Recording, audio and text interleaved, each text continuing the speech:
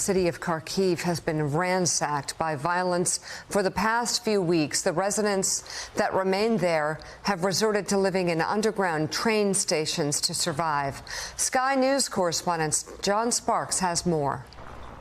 The streets of Kharkiv have been abandoned by the majority of those who live here. 500,000 have fled this city, their prized possessions in a bag, and their cars discarded at the station.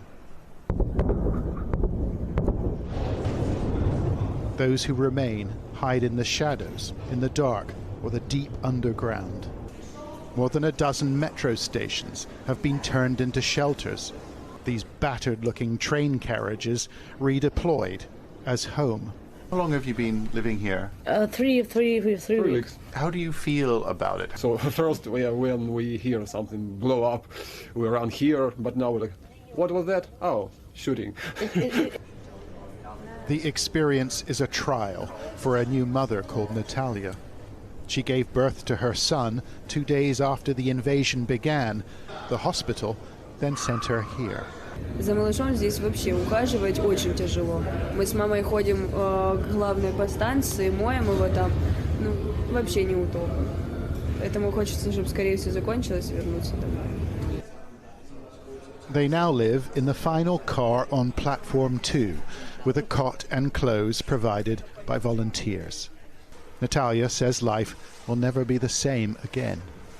Мне кажется, что даже если когда отсюда я выйду, я не буду уже спокойно ходить, как ходила раньше, буду 300 раз оборачиваться и буду бояться, даже когда стреляет фейерверк, вот честно могу сказать. Ну, это очень страшно. Residents who remain will try to endure, but some are no longer able. The city morgue receives 50 to 100 bodies a day caused by the war and by natural causes. But they don't have room to examine them here, and they don't have the staff to bury them.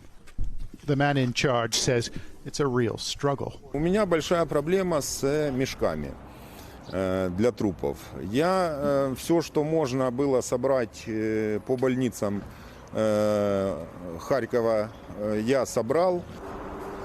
When a Russian missile struck this institute, the entire neighborhood was damaged in the blast.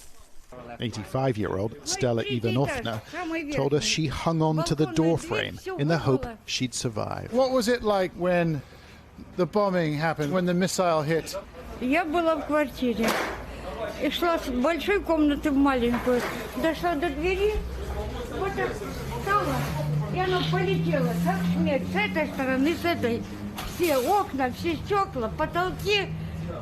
Я не знаю, как я осталась жива.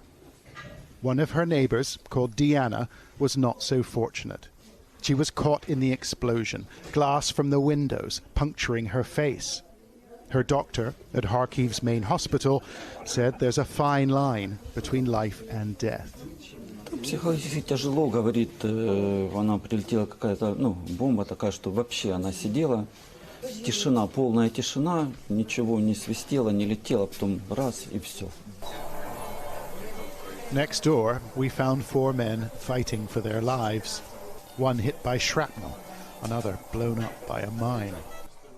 Sergei is an opera singer turned volunteer who was shot 7 times as he tried to evacuate local residents. На спині ще, просто біля хребта, взагалі там міліметр. І, уявіть, що було, якби куля втрапила, буквально міліметр в хребет. Розумієте, тобто, слава Богу, живим. Who was shooting at you? Хто у вас стріляв? Ой, я насправді не знаю цього. Насправді не знаю. Але дуже радий, що я здоровий, бо це ніч, і в Харкові вночі відбувається все, що завгодно просто.